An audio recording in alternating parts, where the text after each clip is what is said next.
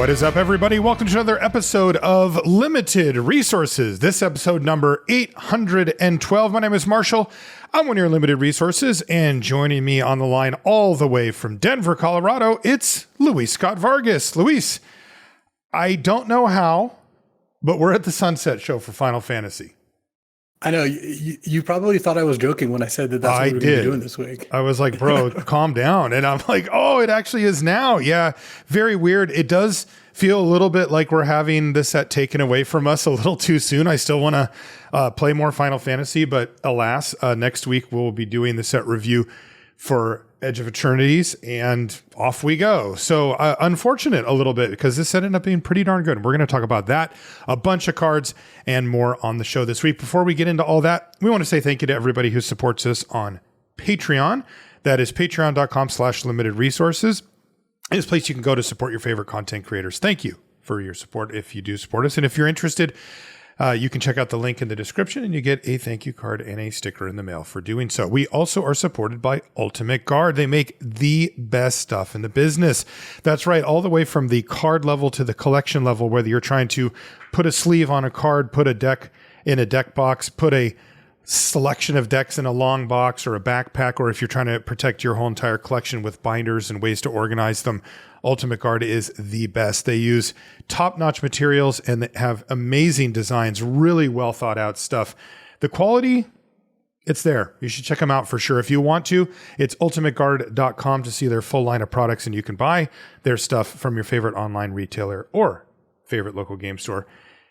Thank you, Ultimate Guard. We really do appreciate your support of the show. One of the things you get for being a Patreon supporter, by the way, is you get access to the Patreon question of the week thread. This one comes from frequent questioner, always with the goods, Nikolai Bolas, who says, hey guys, I have a question about Vintage Cube. I know that Power 9 being in the format is the whole point of Vintage Cube, but hypothetically, do you think the gameplay would improve if those cards were gone and the format didn't need to balance itself around them? Basically, if they weren't historical icons and were simply printed in random Commander Precon this year, would you recommend adding them?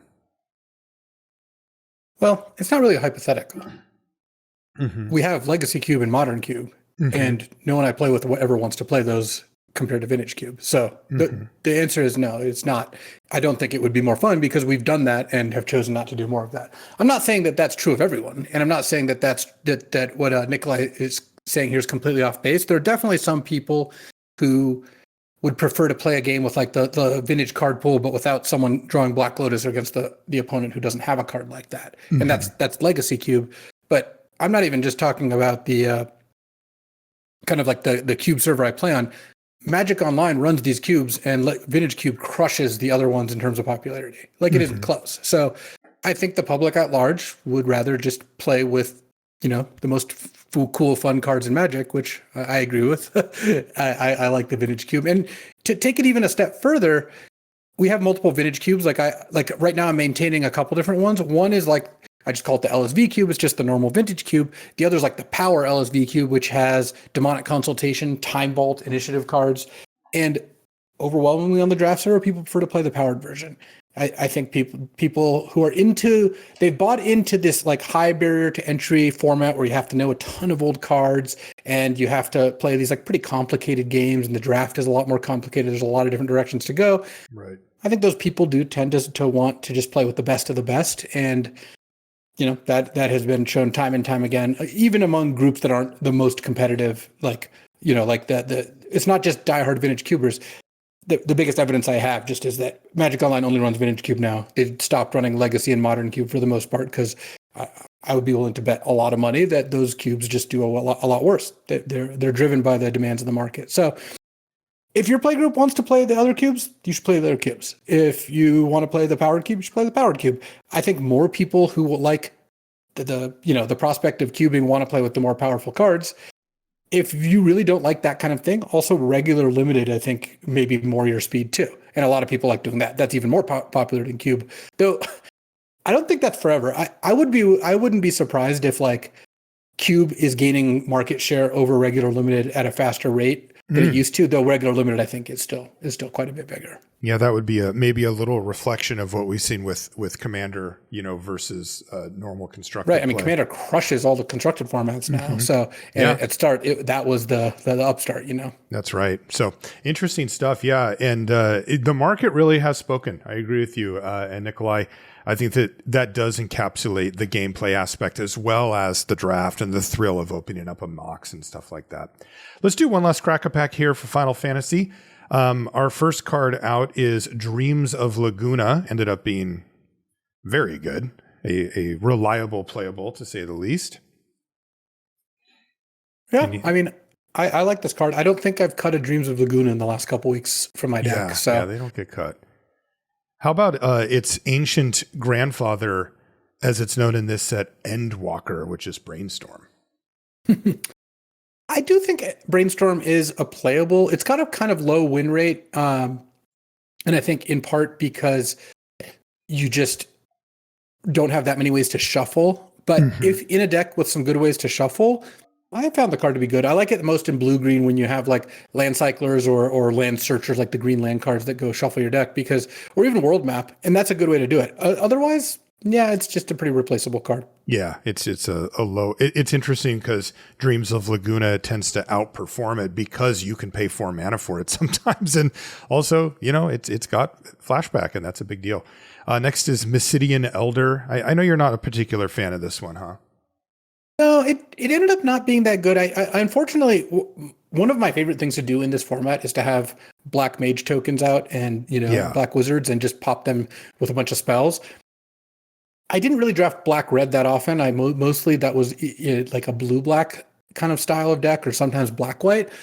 For whatever reason, and I don't know if it was just like the drafts I was doing or what, I just didn't get into black-red that often. And so this Elder, I didn't think it fit into blue-red at all, and it didn't fit that well into red-white. Though it was okay there because sometimes is 2 creatures to pick up equipment, and red-green I just basically didn't draft. So the card didn't really have much of a home. Though on its face, I still think it's like a pretty reasonable card rate-wise. Yeah, most cards that produce two things for one card, even if those things aren't great, tend to do pretty good. And these are two, the 1/3 for 3 is below rate, but the Wizards have outperformed themselves. So this should be totally fine. And it is playable.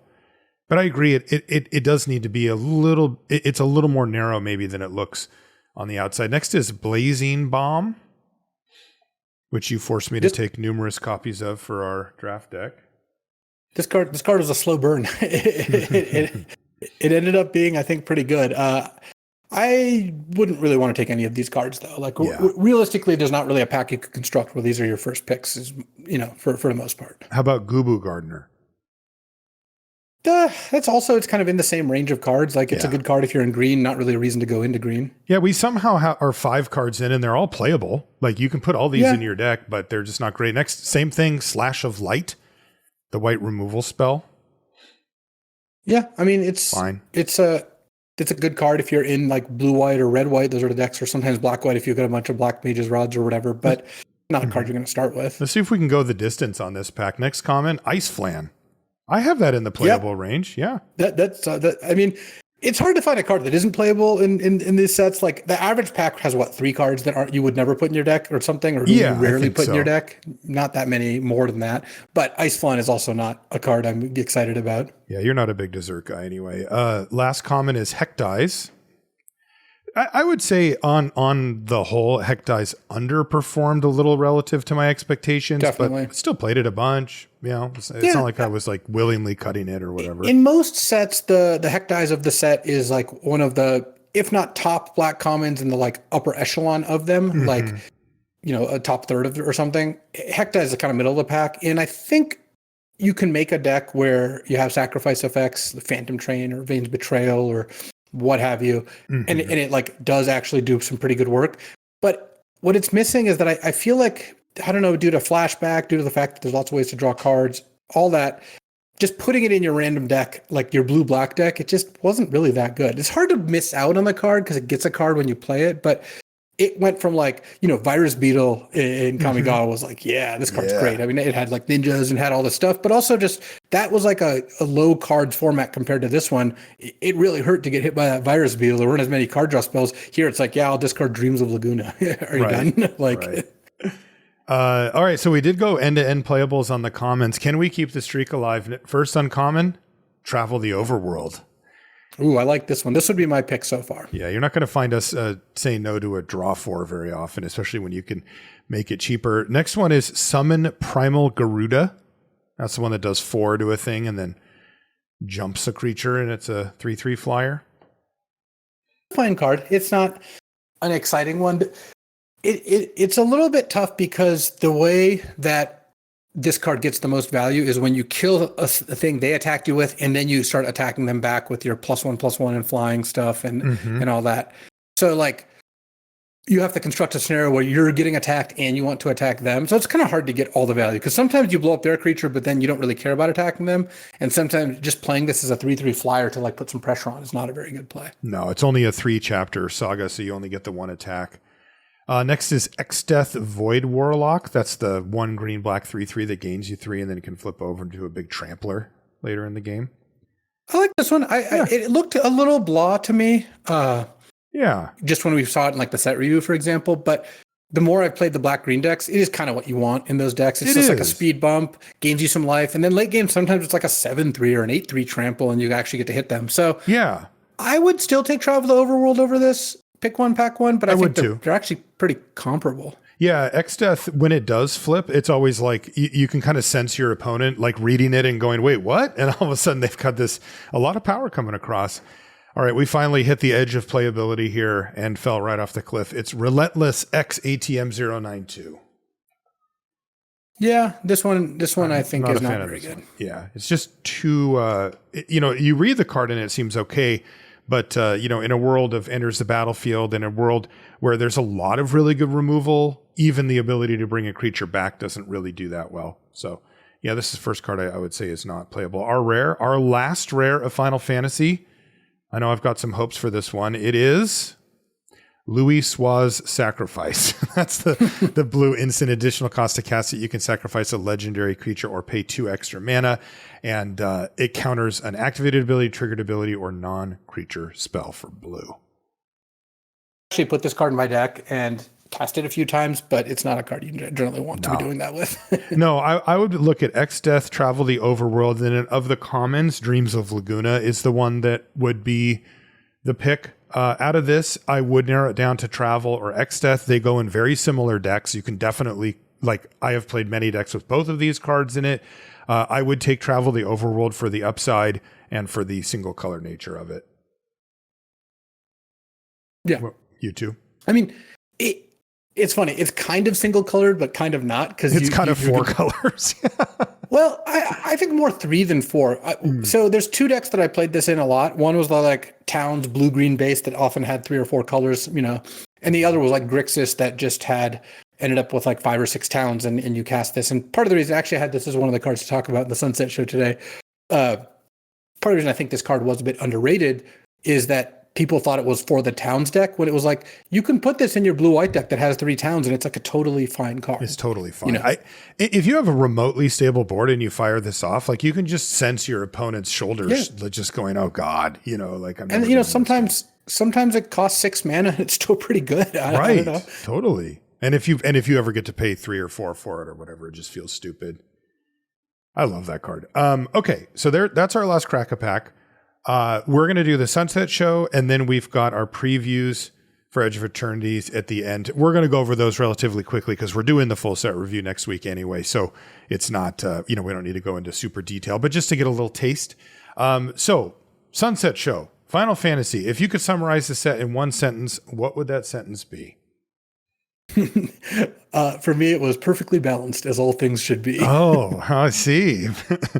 All things in moderation, even moderation. I said an excellent balance set that was a little weird, but got there anyway. It just, I think that the big takeaway for people like us is the balance of the format, which we're going to talk about in our next little section. But, there's a lot of hype around the set. And then there was top-down designs kind of left and right around Final Fantasy. And I'm not, I played one of them when I was a kid, and that's it. And I'm not like some big Final Fantasy fan, and you're similar, right? And so, we're not the core audience for that. That's fine. You and I don't begrudge people to enjoy the things that they enjoy. It did mean, though, that, some of the cards and some of the ways that they were designed were kind of like, I don't get it. Maybe there's a joke here. Maybe there's a reason that they made this card a little more complicated than it needed to be or whatever. And most of the time I found that if I asked somebody that actually knew Final Fantasy, they would say, oh, that's because those would leave and then come back and help you, or they only helped you for a little while, or, there usually was a reason. You could tell the people that designed this set were super, super into Final Fantasy and really kind of understood all the nuances of it. I think that balance is not, as I've said many times, the most important thing when it comes to limited being fun, but it is better to have it than not. And this set kind of had it all, where the games were fun and the format was very, very balanced. Like, there were some decks, like red, green, and white, green that didn't really come together as often, I don't think. And I at least didn't experience black, red coming together like quite as consistently as the other decks. But white, black, black, green, blue, white, blue, red, like these are red, white. These are all just fine decks to draft. I think that it was basically as balanced as I've basically ever seen a set, I think. I think this is the most balanced set we've ever talked about on the show. And if you have fun gameplay, which you did, and the draft portion was fun, which it was, having it also be balanced, I think, is just an upside. So it is. It's the headliner because that's the thing. It is the biggest outlier of compared to most sets. Most sets are not this balanced, but the reason it's fun is because I think the gameplay is fun. And I think that is more important, but it's nice to have it all, Yeah. And this set does. The draft was good. The gameplay was good, and it was balanced. That's very rare that those things come together. Our next section is what were the best archetypes in the end? And it's, again, we really want to talk about the balance. As it turns out, blue-red was the best performing archetype. It was the most drafted and had the highest win rate. But if you look and you're willing to take out Gruul, which just never really found its legs, but the 9 decks above that, so number 9 to number 1, are separated by 2.2% total. The whole spread from the worst to the best is 2.2%. That means you can draft anything. Now, the Gruul deck is another 2% below number 9, so it is a little bit of an outlier. But again, if you're willing to just not, commit to Gruul unless it's like completely open, these decks are all comparable. You can just draft any of these pairs and have a decent shot of winning depending on how well you draft and play. And that is a cherry on the sundae. As you said, Luis, it's not the number one thing. We've had plenty of formats that had 2 to 4 decks that were somewhat unplayable / completely off the radar. I mean, worse. You remember Strixhaven? Strixhaven, there was only 5 decks because that was the format. Yep. And 2 of them weren't good, like red, white, and like, what was it called? I don't remember now. Yeah. And Witherbloom was the green, black, and that one was not particularly good. And then Lorehold, the red, white one, was even worse. Yep. But Strixhaven was still a great format, a really fun format. Totally. So, and this just has that stuff. Not the end all be all. Yeah. but it's nice because people who haven't drafted a lot, or people who, aren't as like up on current strategy, they're not going to get completely hosed because they opened a gold card, a color pair that's bad. And that's like a classic way people kind of get hosed in one of their drafts. It's nice that you can start almost any color combination in this set and feel like, it's a viable one. Yeah. And we love it as drafters, as repeat drafters, especially because this ends up being the most skill testing. We talked about it before when I was talking about the article I wrote before the PT.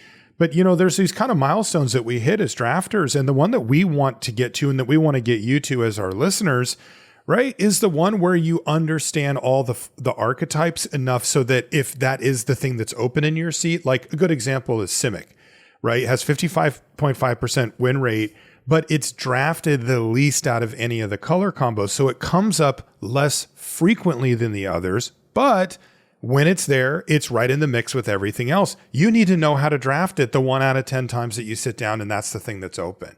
And then, our stretch goals for this show for you as a listener are to know the build arounds, the rares, the real ins and outs of the things that don't pop up very often. When is it correct to go monocolored, for example, which there was actually a deck in this set that you might want to do that. And, knowing those little niches as well. But overall, skill testing. I mean, it's awesome. It means you don't have the excuse of just grabbing onto some archetype and hanging on for life because that's the only good thing that you can do. Here, it's like, no, you got to read the table. And if you do properly, and you find the 2 colors that you're supposed to be in, you're going to get rewarded because you're going to have a playable deck that's going to be on par with the other decks that you face for the most part. Really great. And, I never know how or if they can sort this out, from a design perspective about if they know ahead of time whether these things are going to be balanced or if there's things that they do to make that happen. I've kind of heard both sides from inside the building, but whatever, I don't care. They delivered a really, really good one here. What were some of the cards that we were wrong about on the set review or that surprised us? Kind of a long list, actually. Maybe it just sticks in our head more. I don't know. But Sahagin was underrated, I think, by just about everyone. And obviously a couple days in, people figured it out. But initially it didn't look like enough of a path. Though I think it's not just Sahagin. The blue-red deck sounded dicey. I remember people talking like they want to make a blue-red, you cast 4 mana non-creature spells deck. Well, that just sounds like that's not going to work. And then it worked out great. And it was the best deck. So Sahagin kind of benefited from that. Call the Mountain Chocobo was also a card that, it quickly became like one of our favorite cards. So obviously that we did underrate it a bit there. Likewise, Fire Magic ended up being one of my favorite cards in the format. It was so good. The uncommon red sweeper is usually like a D to C maybe. And it was like B+ to A- depending on the matchups in this set. Fire Magic was truly excellent. Also the fact that you cast it for 1, 3, or 6 mana and it was good for all those modes.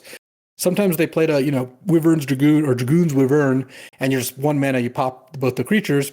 Sometimes you spend 3 mana and you kill stuff, and sometimes you get your Sahagin out and you spend 6 mana, put a counter on your thing, and then deal 3 and kill a bunch of stuff. Totally. Yeah, that happened. You were on that one early, and I jumped on, and it's like, there were a few times where you're kind of stuck with it in your hand, and it doesn't really you're kind of trying to find a place for it, but the times when it popped off, especially as an uncommon, were startling. Right. They were just like, there is literally no other card in the format that could get me a one-sided wrath or that could catch me up from this scenario.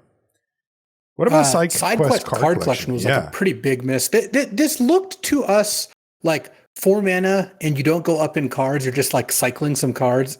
It played out more like 4 mana, draw 2 cards, make a 4/4 flyer. It felt like how Brainstorm feels, when you play it in shuffle formats. And I think in part it was so easy to make the thing into a 4/4, and it turns out 4/4 crew 1 flying is still pretty good, even for people who don't enjoy the vehicle type. And discarding 2 cards with all this flashback in the format and call the Mountain Chocobos, filling your hand with mountains and stuff. Like this played more like a Muldrifter than it did, whatever it looked like before, like a Faithless Looting. Right, exactly. One of them that we got to see at the Pro Tour level right away, and remember the PT was the week after the set came out, was Zodiac Umbral God.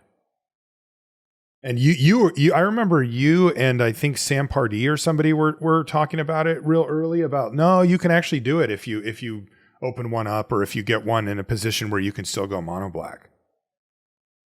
Yeah, I think Zodiac, it makes me curious if there were other cards, like if they had printed another comparable power level card, like a quad or quintuple blue card or quintuple like green card that was of similar power level, would those have been good too? Because I think the thing with Zodiac was it was good enough that it was worth having your last 5 cards in your deck be worse than they would be otherwise, which is what mono black basically makes you do. Like when you go mono black, you're like 19th through 23rd playables are almost always going to be worse than if you were black red, because you just have access to only one color of cards. So you're probably playing like an instant ramen, a Shinra reinforcements, right. Like that sort of a summon anima, that sort of thing. But then you get this Zodiac, which is an incredibly good card. So yeah, I kind of hope they print more cards like that kind of give you a little bit of an incentive to go monocolor, because it's just kind of neat when it comes up. Yeah, I like that one. And yeah, Jody Keith drafted it at the PT and did well with it too. And it was Of course, it would be him. Yeah. Yeah, this is the real thing. Yeah. He likes to cook. Yes. That's what he does. And then another one I wanted to mention was just combat tutorial. We liked it. I'm not saying that we were just completely off, but I would not have predicted this to be the best blue common. And it kind of is, which surprised me kind of across the board. It still continues to a little bit. I mean, it feels like a weird mix to throw a +1/+1 counter on a card draw spell.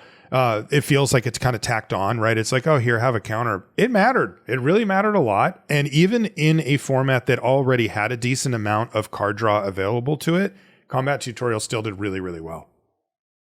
Yeah. I mean, it just shows you when like a divination is already 90% of the way there. That +1/+1 counter all of a sudden like, boom, great card. It just skyrocketed the win rate. And like if we were able to put combat tutorial in the set without the +1/+1 counter, just straight up divination, I'm curious what the win rate would be. I'm curious how much it would lose, because clearly it's something. We've seen divination in a lot of sets and it usually doesn't make too big of a splash. And this is just one of the top blue commons. So, right. And it's not 4 mana, right? Like it didn't hit that thing, you know. It's really interesting to me that card performed so well. It's a little bit of a mystery. What were some of the most underrated cards? I think Resentful Revelation, I think even to the end of the format, felt underrated to me. That's the black sorcery. Look at the top 3, you put 1 in your hand, the rest in the graveyard, flashback for 6 in a black. I ended up feeling like if I didn't have 1 or 2 of these in one of my like black control decks or black mid-range decks, I felt like I was at a big disadvantage, because this card actually, it's kind of funny comparison. It feels like dig through time. It feels like if you have this card, eventually you just get to flash it back, and you I'm not going to say you can't lose when you cast the card. It's not like the best card in the set. But anytime you have like any sort of attrition battle, which a lot of these games came down to, these games didn't come down to tempo fights as often as I found. Like we both kind of answered each other's stuff, and whoever can kind of accumulate more won. Mm-hmm. This card's really good in that kind of game. At some point, you just flash it back. It basically, if you run out of stuff to do, you get to get a free best of your top 3 cards. And it fills the graveyard for graveyard synergy. So I really like this card, and I feel like the public at large was still not, they're not as high on it as I was. And of course, I believe I'm right, and it's all them who were wrong. Well, you put your money where your mouth is with your draft picks, and I did the same. It took me a while to get on that train as well. I remember seeing a few decks, maybe from Paul or somebody, where I was like, wow, that's a lot of those, Resentful Revelations. I kind of had it, this is like week 1 stuff, but or before we got to Revelation PT. Into another Revelation, take a removal spell and put the 2 Revelations in your graveyard. That's the nuts. They should just concede right there. Yeah, I mean, it isn't looking good, right? Like they're looking down the line and they're like, okay, so you've got 2, spells that you wanted. 2 Ancestor Recalls in your graveyard. Yeah, exactly. And they're just sitting there for just a mere 7 mana. But yeah, I quickly jumped on and was like, okay, well, this I thought it was a little more on the filler side, and then I started playing it. I'm like, yeah. The thing that tipped me over was what you said about filling up the yard. What about Travel the Overworld? The card we opened in our Crack-a-Pack there. Yeah, I still think the card is a little underrated, because I think people, again, pigeonholed it a little bit too much, thinking it needed to be in like you have 9 towns and it costs 3 mana. If this card costs 5 mana, it's a card like 3 blue sorcery, draw 4 cards. Tidings is actually what the card is called. That's a real old card. In almost any limited format, I'd be really happy to have that card in my deck. Mm-hmm. And this one is no exception. To make this into a Tidings is just not that hard. You just have to have 2 towns in play, and sometimes you just have 1 town in play and it's still fine. So I think that Travel the Overworld was a great card even in a 2-color deck, and a lot of people were not on the same page. I also think towns in a 2-color deck were still a high pick too. Like blue-red town, if you saw like in our walkthrough, like I took it over a good playable, or wanted us to take it over a good playable, because you just end up with enough playables. So if you have a 2-town 2-color deck, you're just going to get mana screwed like maybe 1 less game over the course of the draft. That's huge. Yeah, and then that opens up the door for cards like Travel to make it in. It was interesting because the Towns deck, I think when I first saw it and I saw Travel the Overworld, I assumed that Travel the Overworld would have a lot of friends. I thought there would be a lot of cares about town stuff in the payoff realm, and there really weren't. It was really kind of just Travel the Overworld, but there were payoffs for having a whole bunch of mana of different colors and then the ability to search them up. Blazing Bomb, we talked about that one on the Crack-a-Pack. Yeah, Blazing Bomb, I think it does not perform outside of blue-red, but in blue-red it was pretty good, and I think people just mostly thought it was bad, when the reality is it was actually fine. And then their sorceress's schemes. I really like this card. This card looked way too slow, but it turns out it wasn't. Especially if the key was to get Thunder Magic, or if you're lucky, Lightning Bolt, or basically cheap red removal suplex, where you could cast this, get one of those back, kill something, and then later it's like Resentful Revelation. If you have a Sorceress's Schemes in your graveyard, you just kind of know at some point you're just going to get a good spell back, and it's going to make it pretty hard for them to win. Yeah, and this also, being 4 mana on the front end was enough to, the triggering all the things made it so that it kind of pushed it over the edge as well. It was actually somehow a little better because you could spend the 4 mana on it. What were the most controversial cards? Yeah, it's interesting because controversial, I always struggle, like, what exactly does that mean in the context Maybe of just limited? Talked about. Yeah, I think one is a Vincent Valentine. That's the rare 2/2 that flips into the 3/2. The card ended up actually being a lot worse than it looked. It looked like a really strong card. It didn't play out that way, and I think most people probably weren't on that same page. I still like it. Yeah. Chocobo Racetrack, not a good card, and I saw that card played a lot. And then Phantom Train is interesting because it was in a lot of decks a pretty bad or unplayable card, and then in like white black or black red, or maybe sometimes black green, depending on the deck construction, could be incredibly good. Yes, I had a really good Phantom Train deck in one of the directs that won me a box because the way it played out is like you play this card. And at some point, you especially if they're tapped out, you can throw away a card, do 6 damage to them, and then you hit them with something else. And you get into this position frequently where Phantom Train is going to be lethal, so they just have to leave mana up, and you just don't activate it, and you just sit on that, and you keep developing your board. And if they ever tap out, you're like, okay, sack my board, attack you with a 9/9. Right. So it does some cool stuff. Plus the combo with Squall, the black-white 3/4, that's sick. Double strike guy. You play Squall.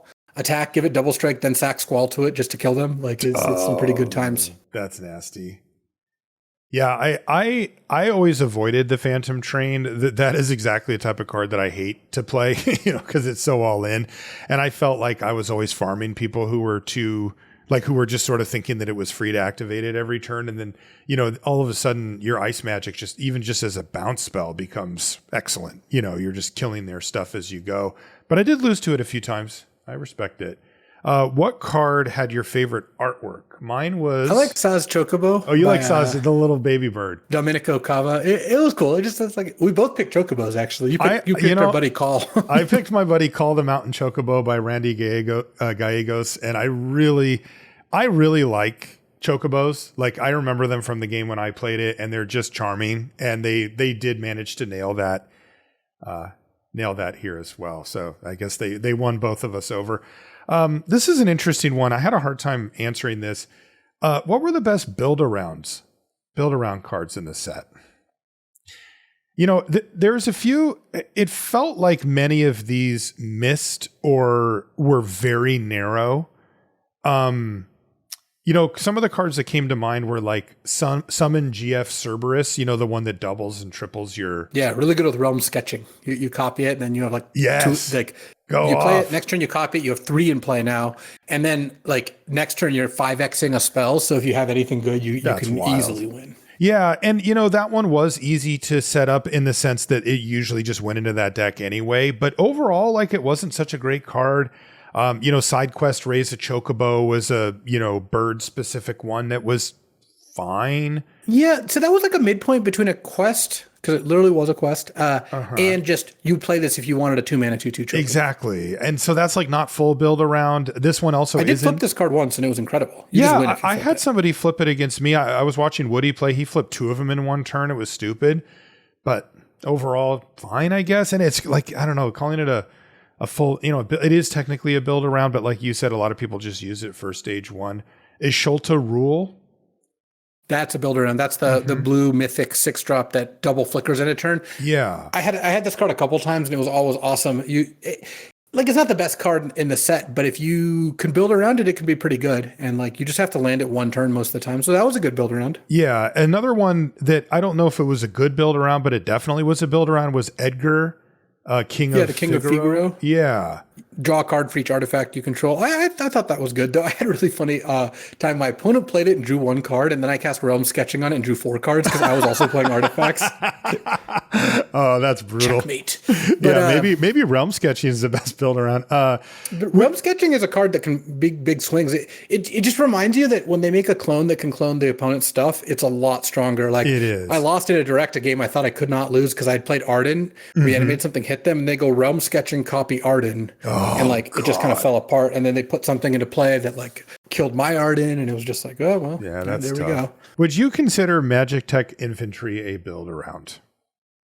I mean, yeah, it does change your pick order once you have one. It's not that you construct your deck around it, but it is a card that it combos with another card. That card happens to be the same card, but it's still a combo. So it's kind of like I would consider Underworld Breach, Brain Freeze, Lion's Eye Diamond a build around in Cube. Even if like mostly you just try to draft those 3 cards and put them in a deck. Like it's not, so Magic Tech Infantry, you don't have to do much else to make it good besides draft more copies of itself, but that still counts. Common build around. I also think like some of the 5-color cards are like if you opened Kenrith, the king, the 5-color king, like a reason to go 5 colors. I think it's a very strong reason to do that. Same with like Joda, the 5-color legend. That one is a little less good because Kenrith's just a busted card and it's way easier to cast. But these did push you into drafting a specific kind of deck, and I think it did work out. Yeah, and then there were misses or maybe didn't quite, like Bartz and Boko, for example. I never really saw that thing just go off. Same thing with Choco, the Bant one, which is an okay card on its own, but really wanted to have more birds around it. The crystals, they all kind of flopped. Yeah, the crystals really didn't work out. Yeah. So I don't know. It's interesting because maybe, honestly, I would have to like dig to find things wrong with this set, but maybe there could have been a little more clear build arounds. I don't know. I'm just reaching. There weren't quite as many that really stood out of the set. Which card still looks good when you read it, but it just doesn't see that much play. Poison the Waters to be good. That was the make them discard artifact or creature, give all creatures -1/-1. And honestly, I did make them discard with it a bunch, and it was good in some times. But the problem I had with it was the -1/-1 was basically never good. It just wasn't. Like, imagine if it was target creature gets -2/-2. Like, I think that would have been a really good card. But no, this card really wasn't that good. Yeah, I agree. The one for me was Go-Go, Master of Mimicry, the one that can copy, triggered abilities and stuff. And when I read it, I do say, well, that's kind of expensive. But like, it does feel scary to if your opponent gets to untap with Go-Go and they have just anything. It doesn't, even if it's just a job select and you can turn 2 mana into creatures or, every 2 mana into a 1/1 or whatever. It feels like that would happen. And occasionally it did, but really Go-Go wasn't consistent enough to see a ton of heavy play. Was this a Prince or a Pauper set? I said Pauper because the removal was so good. Mostly across the board, you did have answers for the bombs. There were bombs, don't get me wrong, but it felt like, Sephiroth's intervention was kind of more important than any of the big bombs or whatever. What did you think? Yeah, that's definitely a Pauper set. You could have a lot of great decks without a single rare in it. Like, I didn't typically draft the ramp deck without a rare to push me in that direction. Like Sin, Spear's Punishment, or Summon Bahamut, or Kenrith, Troxa. Yeah, all those cards. But like blue red, you can build a great blue red deck with honestly not even that many uncommons. You can build, and certainly you didn't really need that many rares. So I would say this was pretty firmly a Pauper set, which is good. I don't mind having good rares. I just don't want it to be all about that. Yeah, this to me is right where you want to be. The rares were good and exciting, but there were enough answers that it didn't feel like you were helpless if somebody cast one. That's except for Arden and a few others. What is the it's a bad card, but I love it anyway award winner for you? For me, and I'm proud I got to work one time, was Golbez Crystal Collector. You got it to work? The blue-black 1/4 that when you play an artifact, surveil 1, if you have 4 artifacts and a turn, you bring a creature back. I got to bring a creature back with it, baby. I ended up in a blue-black deck that just actually had enough artifacts, and I saw one of those in pack 2. I'm like, all right, we're doing it. Had some instant ramens and some black mage's rods, and it actually got there. It was really fun. But This card felt like a bit of a bait, and I think it was like kind of annoying that they decided to put this card in the set. Blue Eye was artifact color. Blue Black wasn't. Like, why did you put a blue black so artifact weird. build around in the set? I always try to talk myself into playing it and just couldn't because it ended up just being a 1/4. Look, Noctis, the Esper legend that involves artifacts, that's fine because it's blue-white and then you have to splash black for it. Mm-hmm. The fact that Golbez was just straight blue-black, that's like a trap card. You haven't drafted the format and you open this and you're like, oh, this looks like a cool thing to go for. And it's just like, nope. I'd love to hear the story on how that ended up that way. I guarantee that wasn't the designer's choice. They're just like, but that's not, okay, fine. Mine was Thief's Knife, which wasn't horrible by any stretch, but it was, a little below the bar, kind of ended up being in that D range. But I mean, the truth is, the more I think about it, the more I just want to live in the time frame of Magic where like Mana War, Ophidian, and Lightning Bolt were legal. And Thief's Knife is my Ophidian for the set. And we actually got Lightning Bolt and we got a better Mana War. So I was kind of in heaven in this set. What's the I literally never win with it, but it always seems to beat me card for you? Honestly, for me, it's weird. It's Dwarven Castle Guard. This is a 2-mana 2/1 that spawned into a 1/1. And part of the reason is I would draft this like Grixis control deck and they'd play this on turns 2 and turn 3 and be like, okay, Vane's Betrayal, your 2/1, now it's a 1/1, take 3. And like, sometimes you could find Fire Magic to clean it up, but against decks that didn't have blockers or that many blockers, this card's actually kind of obnoxious. Yeah, for me, it was like every single time I had, what's it called? The Edict. Every single time they played this stupid 2/1. Every time I'm like, okay, I got my turn 3 Edict. I'm good to go. And then they're like 2/1 go. And I'm like, oh my God. I still played it anyway, but didn't feel as good. Haste Magic. I mean, I never played Haste Magic. And just the amount of times that people would like come up with, like, they would just go all in and turn 3. They're like, 1-drop Haste Magic hit you for 5. And it's like, okay, sure. Or they would, finish their curve with that or whatever. I was always just like, are you serious? Like, I'm going to lose to this stupid Haste Magic. And it happened way too often. This is an all-timer, Luis. I don't know how you pulled this one out because my brain kind of goes to a different part of the mana curve with this one. But what was my opponent played this, so now I must win or quit Magic forever card for you. And it's mine too, because it was such a great tier and pre-win, the like 6-mana mythic equipment that's 5 do equip and equip creatures base power and toughness equal to your life total. It doesn't even get +X equal to your life total. It's just base power and toughness. Yes.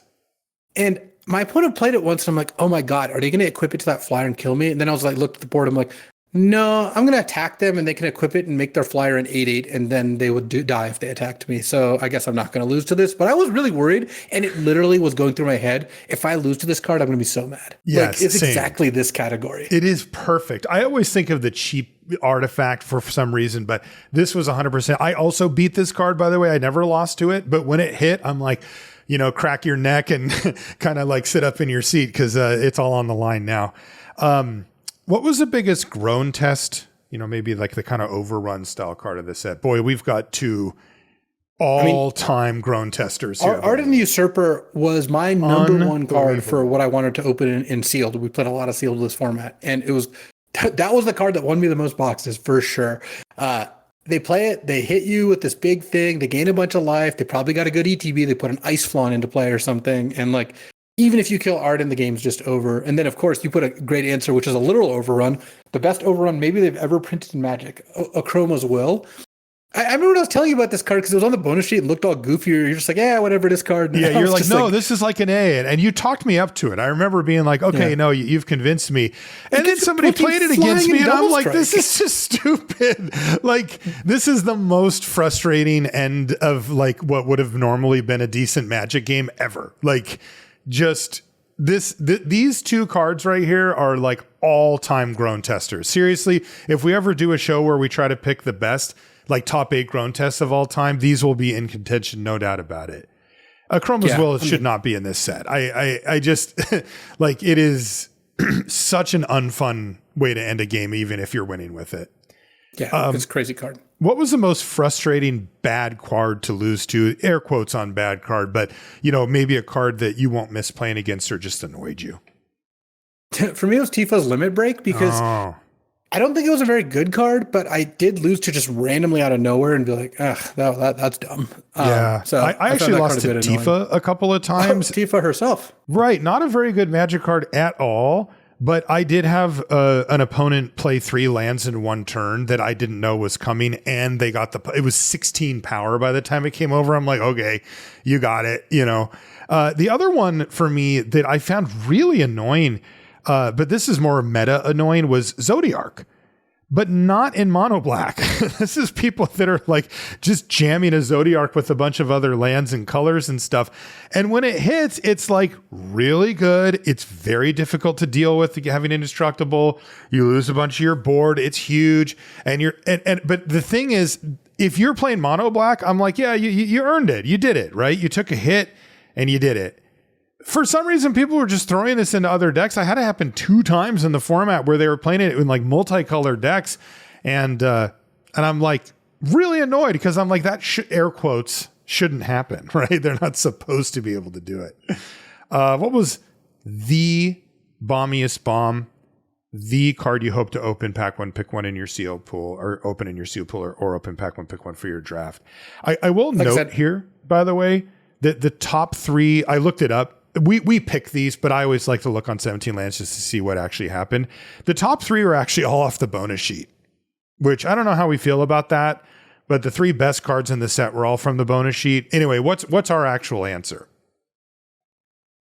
Arden was the card I wanted to most open and sealed. For draft, I probably prefer to open Urza because that sounds like a lot more fun to draft around, and it's a busted card. And Urza was Arden, one of those 3, by the way. Yeah, Arden overall was just an incredible card. I agree. Arden is our pick for the bombiest bomb. The top 3 were Atraxa, Urza, and Winona, just if you're curious.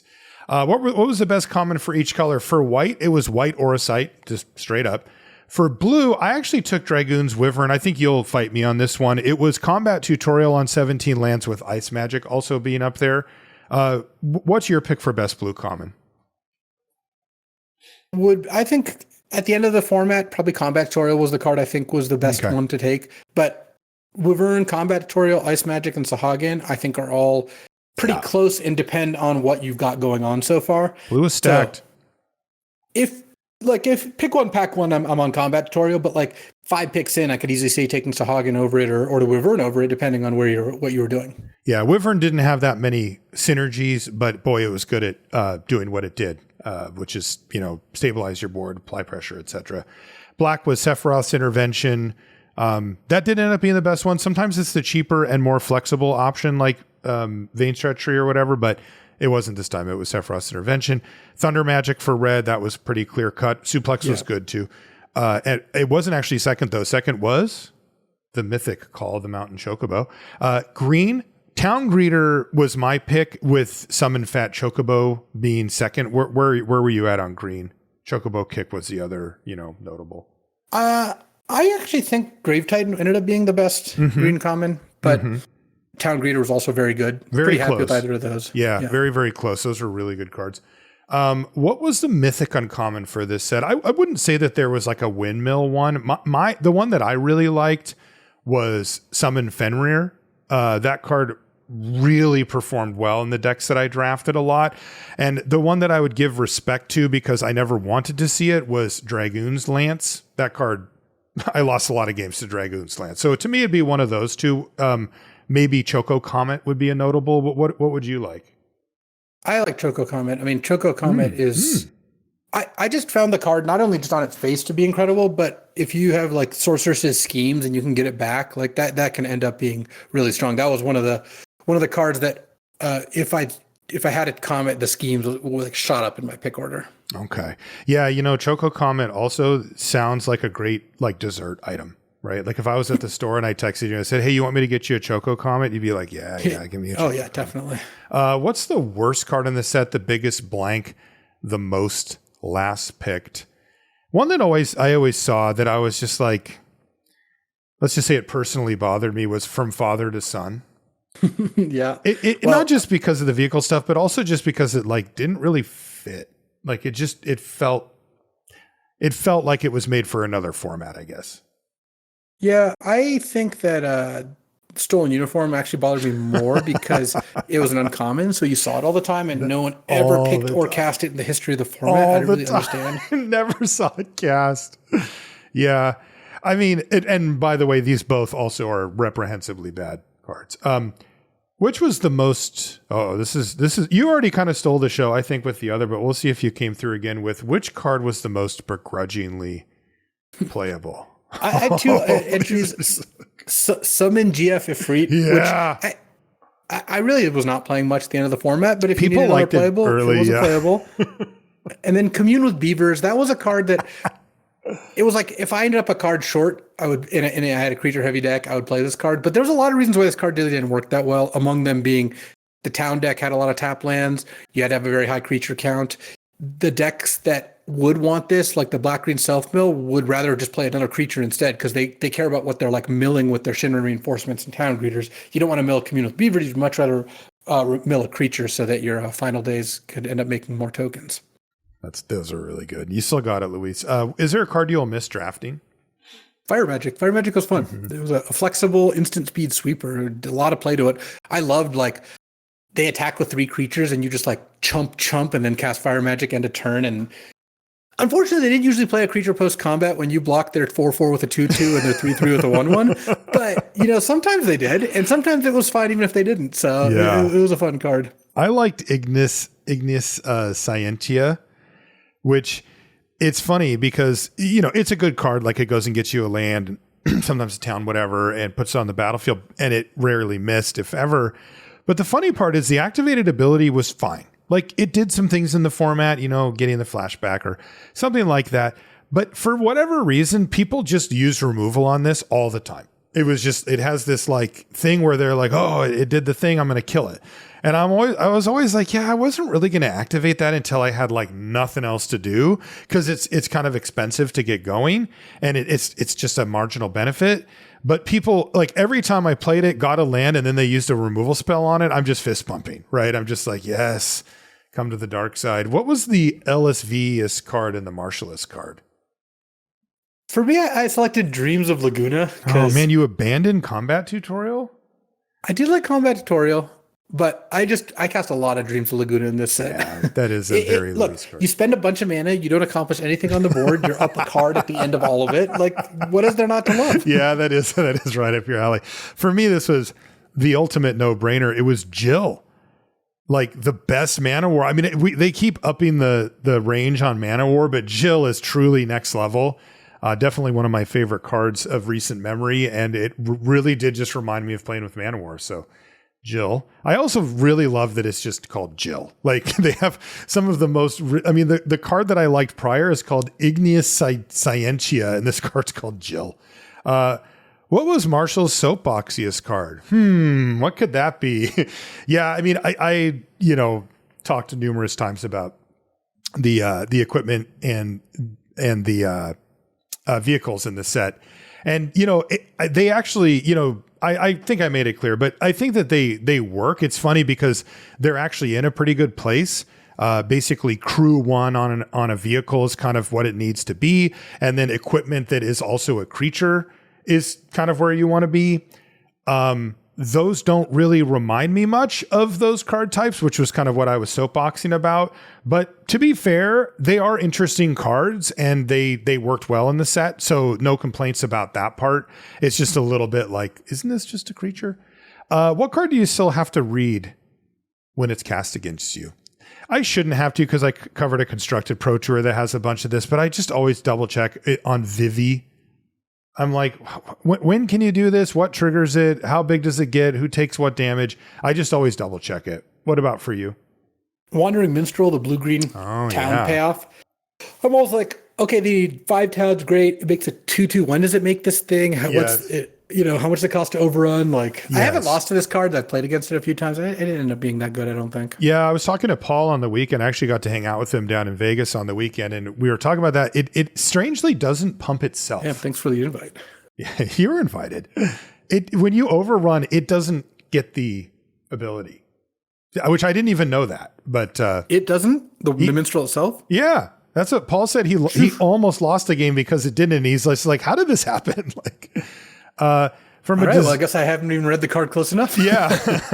From a design development aspect, this is the big stuff, of course. How did the set fare? How are the mechanics? What were some of the wins and the losses? The mechanics that we got were actually, there was a bunch of stuff with cycling and stuff that we've seen before, but the new stuff was job select, tiered and the saga creatures. And then of course it's not a mechanic, but we did have like a full on bonus sheet for this set too. I mean, look, just before we even dive into any of these specifically, part of the reason that I think this set came across so well is look at these mechanics. Job select was great.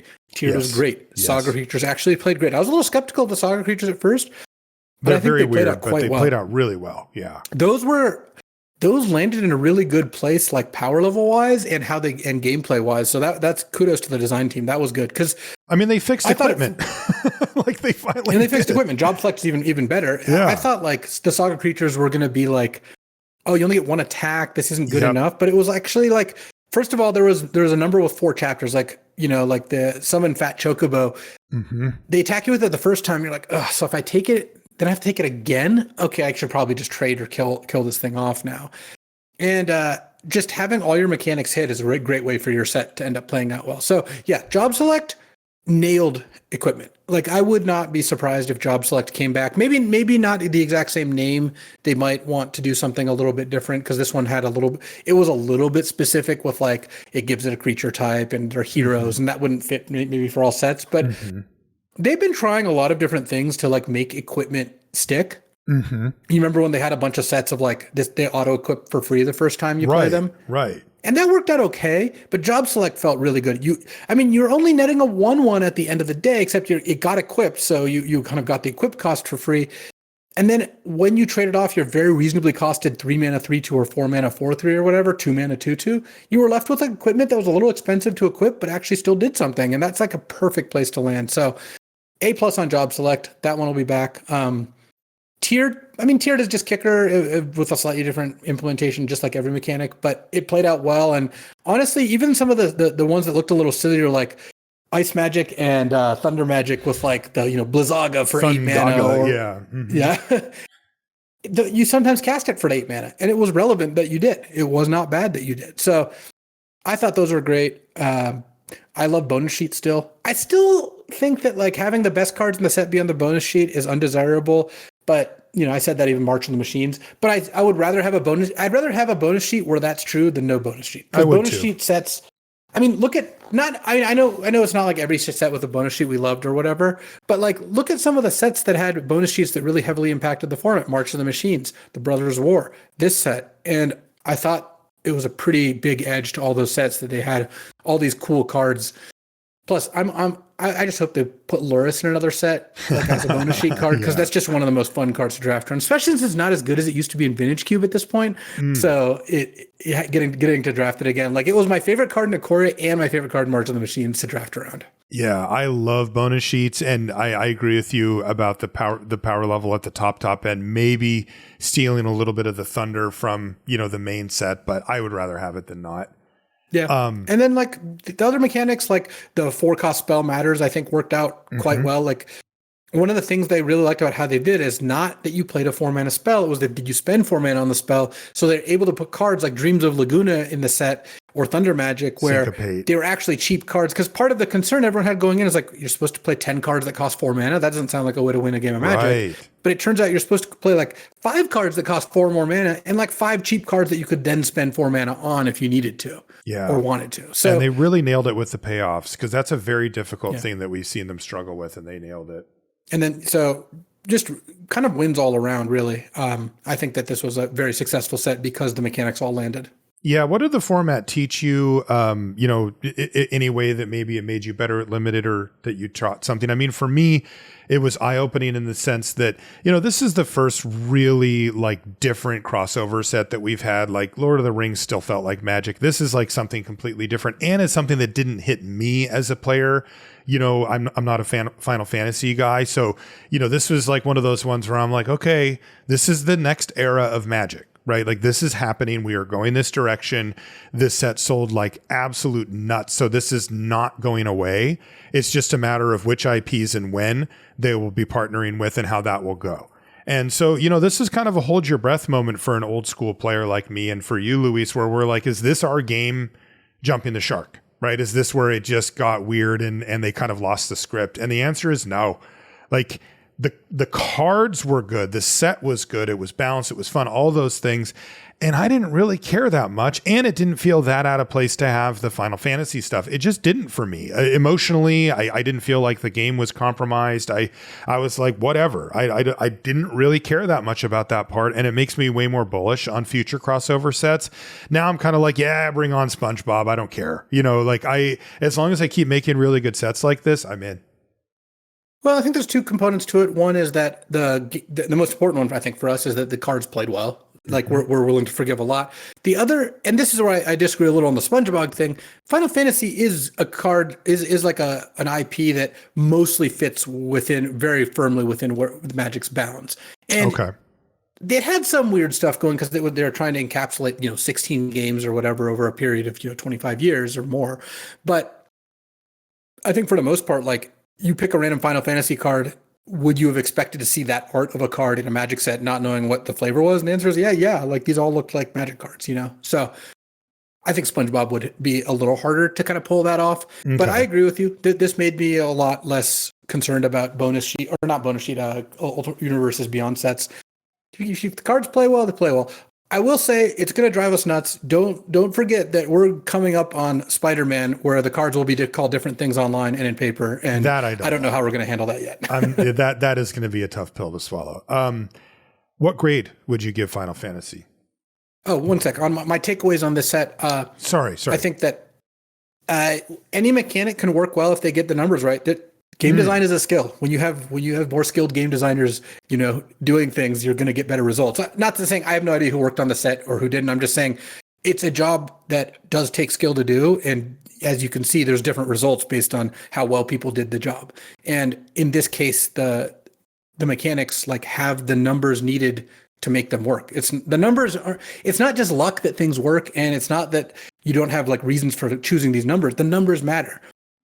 Yeah, the flavor of the cards matters and the designs being fun matter, but the difference between a card costing 3 and a card costing 4, a creature being a 2/2 or a 3/2, can really impact how the games play out. And I think they did a really fantastic job on this.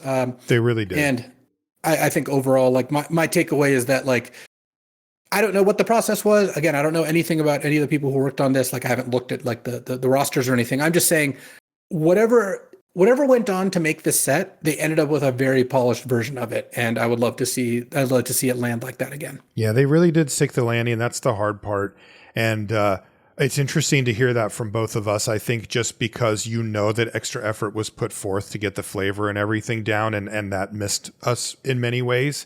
So, even the part that maybe wasn't the full focal point, was still excellent. So, I wouldn't be surprised if they put extra resources to this set too. It just had so many eyeballs on it and so much hype that, this isn't the one that you can kind of skate through on. What grade would you give Final Fantasy? I give it an A. I gave it an A too. Just straight up. This is just a great set. It checked all the boxes. And if every set was like this, it would be amazing. What was your favorite card in the format? The Black Wizard token. No, nice. I actually my favorite thing to do, I think, overall in the format was get 3 of those out and try to kill them, which is why I was so sad I didn't get to draft Black Red that much. But Circle of Power, I guess, would be my choice for actual favorite card, because one of my favorite decks, I had 2 instant ramens, 3 Circle of Powers, 2 combat tutorials, 3 corner by black mages, 2 black mages rods, and I just didn't attack a single time that draft, awesome. And it was just awesome. My favorite card. So I was going to pick Sin Spear as punishment. It's the perfect card for me. If I get one remotely early in the draft, I know what I'm drafting towards. It's a solid finisher. It's expensive. It's 3 colors. It's kind of all the things that I really like. And I know that I already picked Jill to be my Martialist card, but I can't go away from Jill. It is my favorite card in the format. They printed the best Man of War you could imagine, and I'm here for it. So Jill wins my favorite card of the format. Luis, let's take a quick look at these preview cards, and then we'll call it a show here. So these are our official preview cards from Wizards for Edge of Eternities, and our first one is called All Fate Scroll. It's a 3-mana artifact at uncommon. It taps for a mana of any color, and you can pay 7, tap, and sack it to draw X cards, where X is the number of differently named lands you control, which is a thing, by the way, in this format. That's kind of cool. Fungal Colossus. This is a common. It's a 5/5 for 6 and a green, but it costs X less to cast, where X is the number of, you guessed it, differently named lands you control. That's pretty sweet, right? Yeah. I mean, this looks like a cool way to like play 2 of these on turn 6 or something like that. Yeah, and I love that mechanic. I love land cares about lands mechanic. Next one is called Remnant Elemental. It is 1 and a red for a 0/4 uncommon elemental with reach, and it has, you guessed it, landfall. Whenever a land you control enters, it gets +2/+0 until end of turn. So you get a 0/4 reach that can get bigger on, well, whenever a land falls. That seems okay. This one's really cool. It's called Specimen Freighter. It's 5 and a blue for an artifact spacecraft. It's uncommon, and it says when this spacecraft enters, return up to 2 target non-spacecraft creatures to their owner's hands. So it's like a huge mana war, but it has station. It says tap another creature you control to put a charge counter equal to its power on this spacecraft.